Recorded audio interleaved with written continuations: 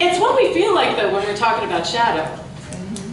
That there's something dark and malevolent. Can you play that chord for me again, Michael?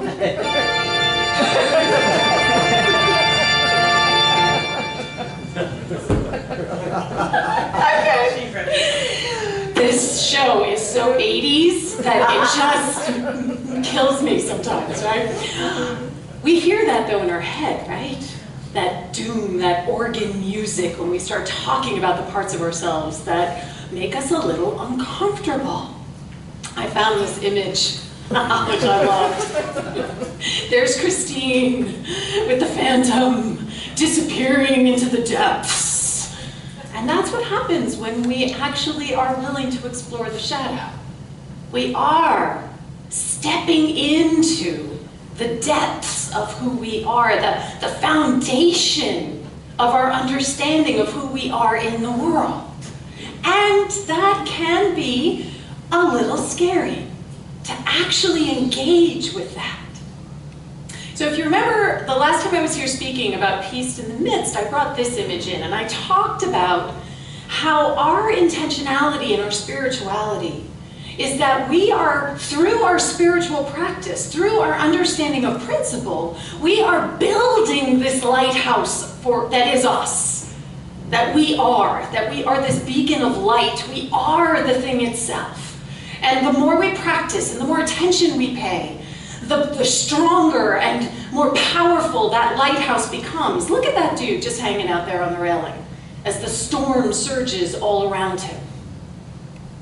So when we're talking about the shadow, what we're saying is, I'm willing to take a look at the very, very, very, very first stones that were laid in that foundation of that lighthouse. I am willing to take a look at what's at that very root of the root.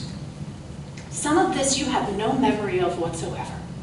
You made decisions when you were 2 and 3 and 4 and 5 and even at 30 that you don't remember about who you were going to be and how you were going to show up in the world in order for you to get the things that you wanted from the world. So depending on whatever your familial environment was, whatever your culture was that you grew up in, there are certain qualities and attributes that were considered to be good, and there were certain qualities and attributes that were considered to be bad. And they vary wildly based on culture, based on a bunch of different things. But within your understanding of the world, your small understanding of the world, you made these decisions about who you were going to be and who you weren't going to be. That is what the shadow is. The part of you that you decided you weren't going to be. I am not that. I am not those things. I am not mean and nasty and selfish and greedy and dangerous and angry. I am not those things. I am not a bully. All these things that we decide are quote-unquote bad. And we say we're not going to be them.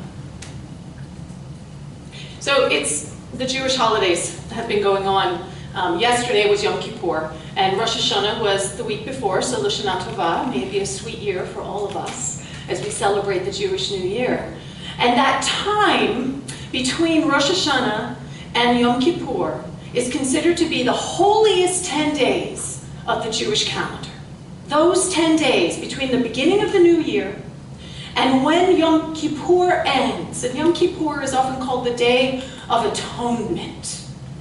And in those 10 days, the invitation is for you to look over the past year, to look over what you did, to try to see patterns of behavior, to try to see the places where you thrived and you were awesome, but also to reconcile yourself with the places within yourself where maybe you weren't quite the person you wanted to be. And to actually Be present to that. Atonement. Now, oftentimes that word gets linked up with sin, and it gets very complicated, so we're going to make it very unified. At-one-ment. That is what we are talking about when we're talking about atonement. We're talking about being at one with yourself. We're talking about all of you, not just some of you, not just the parts that you actually like about yourself, but also the parts that make you uncomfortable. And there's a process within those 10 days. Now, if you remember, I talked about the silent meditation retreat I went on in my last talk, and I talked about it being 10 days. 10 days when you're really anchored and really doing the work, you come out of it a completely different person. And that's the whole point of those 10 days, is that you start the new year clear and clean and cleansed, so that you're not carrying stuff with you over and over and over again. Can anyone relate to that feeling? So, in the spirit of this time, this is the shadow, and this is scary, right? When we look at that and we kind of go, ooh, it got dark. There's a really big shadow there. The first step in this process is that we have to remember that you are light and you are whole. That oneness, the at-oneness, that you are the thing itself. You are the light. It's not outside of you. You are the thing itself. That is the truth of who you are. That is the first step in embracing our shadow, because from that space, we're creating a sacred container. We're creating the space where real transformation can then happen and unfold. I love this quote. The brightest flame casts the darkest shadow. And this is very true for when you come into this teaching. Oftentimes you glow with the light of understanding of your divine nature. You come alive with it. And at the same time, lots of other stuff also gets very big and very present that had been perhaps quieter and calmer before. It's not that it wasn't there. It's just that you're accessing who you truly are. And in doing so, there's this shadow amplification. But that's because those parts of yourselves want to be whole. I really want to say that again. The parts of yourselves that feel outside of the truth of who you are, the parts of yourself that you have shoved off into the corner and said, bad, bad little girl, those parts of yourself desperately, desperately want to be light and whole. So the only resistance to embracing our shadow is us. And it's a big resistance. The second step in this process is you actually have to admit you have one. And let me be really clear, in this teaching, in New Thought teaching, where we focus on the good and we focus on our blessings and we focus on grace and we focus on light, guess what our shadow is? That we don't even think we have one. That is our shadow. Because the shadow is the thing about yourself that you don't want to be. And we want to be light and love and joy and peace and all of that. We don't want to be anger and greed and selfishness. So that becomes, the shadow itself becomes our shadow. Can you feel that? It's very tricky, this whole thing about the shadow. Because the whole point of the shadow is that it doesn't want to be seen. Your ego, your understanding of who you are, your personality in this dualistic world that we are living in as a human experience has a vested interest in keeping things exactly the way they are. It doesn't want you looking into the shadow because that threatens your sense of identity. It threatens your idea of who you think you are. Your ego is like, no, I don't want to look over there because I'm not that. It's all part. Can you see how it just feeds on itself? So your ego is keeping you from admitting that you even have a shadow or being willing to look at your shadow. And the fact that you're not looking at it means that it's actually in control. Really take that in for a second. Because the shadow is still operating. Just because you're not paying attention to it doesn't mean it's not doing its thing. It is actually still showing up in your activities, in your actions, in the way you experience the world. You are purposefully choosing to put blinders on. But that doesn't mean that it's not affecting you on a day-to-day basis. Our greatest qualities are tethered to the fear that we have of our flaws. The thing that we think is the thing that makes us the most horrible person in the world, that's actually our greatest gift. There is something in there for us to show up as. But when we allow the shadow to not be addressed, when we don't pay attention to it, it's like you know when you see kids on leashes? It's like the first image that came up though, right? The kid wants to go, wants to do, wants to run, and the leash is like, That's what your shadow is doing to you. It is stopping you from being able to fully express who and what you truly are. So step 3 is that we do need to consciously look for our shadow. I love that image. Isn't that a great image? We have to be willing to consciously choose to look for it. But how do you look for something you really can't see? How do you look for the thing? I mean, think about a shadow. It's like wherever I turn, my shadow's turning with me. So there are a number of ways that we can consciously look for it. Ways that we can see our shadow. We cannot see it directly. We cannot look at it directly. We have to look at it indirectly. And the number one way that we can see our shadow is through our projections. There's other ways too. Our dreams. Anyone in here have dreams that speak to you? That's a big way that our shadow speaks to us in ways that we can understand. But projection is the number one thing that is impacting in every moment the way you experience the world, the way you experience your life. And if you look at the image of the projection, you see that it starts off really small, and as it goes out into the world, it gets bigger and bigger and bigger and bigger. So when we project, what's happening is, because those things about ourselves make us so uncomfortable, I'm not that, I don't want to be that, I don't want to be a racist, I don't want to be a bully, I don't want to be whatever those things are. I don't want to be that. Because we don't want to be those things, we cannot look at them within ourselves. But they are calling out to be seen, and they are calling out to be healed. So they go outward onto the world. And they show up everywhere you look. When we are projecting, we are taking the thing that makes us the most uncomfortable about ourselves, and we are putting it out there on the world. And guess what? Do we see it out there in the world? All over the place.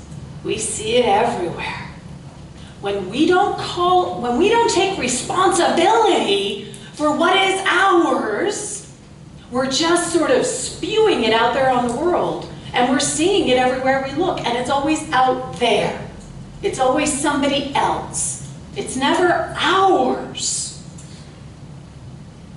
We see things not as they are, but as we are. Really breathe that in. We see things not as they are, but as we are. So if we're not willing to do the work and look at ourselves, really look at ourselves, look at those uncomfortable places within ourselves, make peace with ourselves, embrace those parts of ourselves, then we're just going to continue to see it out there everywhere. So you know that person who just irritates you? Everything they do drives you crazy? That's your shadow. That is your shadow. You know how you get judgmental and critical? Guess what? That's your shadow. That's yours. Now, it doesn't mean that there aren't people out there in the world doing things that are rather interesting. It doesn't mean that. And the way you can tell whether, oh, and here's the kicker from Carl Jung, which I love. Everything that irritates us in others can lead us to an understanding of ourselves. That's the good news. Right? You have opportunity after opportunity after opportunity. People are bugging you. The world is bugging you. Things are irritating you. You are getting frustrated and annoyed. Guess what? It's an opportunity to come home. It's an opportunity to come home to yourself. And all too often, what we end up doing is just justifying our irritation. We justify the fact that we are right to be irritated. We don't actually do the work and call that projection back in and really own it and really heal it. So the way you can tell whether you are acting from shadow versus just really looking at somebody and being like, that's an interesting life choice, is the difference between whether you are reacting to something or you are responding to something. And I have spoken about this before, but this is really the linchpin. If you are reacting, if you are defensive, if you are irritated, if you are angry, if you get that flush, you get that thing, you know, that adrenaline rush, that is shadow. You are reacting. You are hooked. It's that part of you that got hooked. Debbie Ford in the book talks about the fact that she likes to use electrical outlets as the imagery. So imagine that you are just covered with electrical outlets, sockets. You are just a big walk-in socket, and somebody plugs into you. That's shadow. And what our goal is to look at those sockets and be like, well, do I really even need this anymore? What is this? So that there's no place for anything to actually hook in. Now, if you're responding to somebody, you know that too. You know how there are people where a friend will come up to you and go, don't they drive you crazy? And you're like, no, not really. I can kind of see why it might drive you crazy, but I don't have a problem with it. That's you responding. There's no hook there. Your shadow isn't involved in whatever that is. But if you join the, yeah, isn't that so, she's so annoying. Oh my God, she drives me crazy. Guess what? That's your shadow. Think about how often that happens throughout your day, really. Think about how throughout your day, in traffic, on Muni, in the midst of whatever you're doing, interacting with your family, how that thing kind of kicks up. That is an opportunity. That's what that is. If we can embrace the shadow, then we're not afraid of it anymore. And we are willing to say, oh, look at me, I'm leaping out of my skin here. There's good stuff here for me to explore. There's something within me that wants to be more whole. There's something in me that wants to be healed. And the final step is, as you come to those realizations, you have got to meet yourself with compassion and love. This goes back to step number 1. Know that you are the light. Know that you are whole. Know that as these things are arising within you that make you uncomfortable, the shame, the blame, the guilt, all of it, as you pay attention to them, that you need to meet that from that place of wholeness and from that place of love. That is probably the most foundational and fundamental difference about working with shadow from a psychotherapy, psychological perspective versus working with shadow from a spiritual perspective. In the spiritual perspective, we start from a place of wholeness. We start from a place of perfection, imperfectly perfect. We start from that space and we make that container so large and so strong and so powerful that when we call up the things that make us feel less than, as we call up the things that make us feel less than, we meet them in truth. But we don't meet them like a hammer. We don't meet them like bad you. We don't practice spiritual malpractice on ourselves, taking our affirmations and bludgeoning ourselves to death.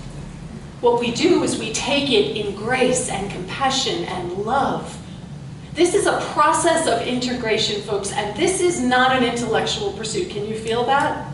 We are talking about deep, deep, deep stuff. And we're talking about it from an emotional, embodied awareness. It doesn't make logical sense. It's not always rational.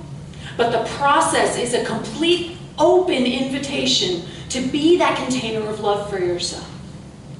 There is no practice more powerful than this. I have people often ask me, like, oh, you're so full of life, you're so joyous, you've always been that way. And it's like, I've always had the potential within me to be this. But it wasn't until I stepped into the shadow work that I was able to truly release my joy and my freedom and my Tigger, right? It took my stepping into this space, being Christine and being willing to follow the phantom into the very depths of my being and meeting myself with truth, meeting myself with principle. So the steps. First, you have to anchor the light and the wholeness that you are. You cannot do this work if you are operating from the place that you are broken, because all you will do is break yourself even more. Can you feel the truth of that? You have to anchor wholeness and light and love. You have to anchor that for yourself and for others. That's why doing this in a class situation is so powerful. Because it allows you to see and hold space and be held in this space by others. Embrace that you have a shadow. I mean, really embrace it. Embrace that there is a part of you that you have relegated to the nether depths of your being. Because it makes you uncomfortable, because you don't like it. Because when you were a kid, you were told that being creative was bad. You needed to be my father. Bless my father, we're blessing my father right now, who thought that my being an accountant was the perfect job for me. It was because all he was thinking about was something else. Security, stability. He wasn't thinking about who I was. So I grew up thinking, I need to be an accountant. I need to be this thing. It wasn't okay to be those other things until I rebelled. And then I found myself. But that was a shadow piece that I had to let go of, that somehow being a creative artist was less stable than being an accountant. Why? Why does that have to be? That's not truth. Can you feel that's not truth? That's just a belief out there. That's not real. But if I believe it, then guess what? It's showing up as my life. And oh man, did I struggle with financial stability as an artist. Because I believed that. And then you got to consciously look for your shadow. And where do you look? You look for your reactivity. You look for your criticism. You look for your judgment. You look for the blame. It's all their fault. If only they had. And then the biggest one. You have to meet yourself with love and compassion. Because that's where the healing happens. As we bring that part of ourselves that feels outside.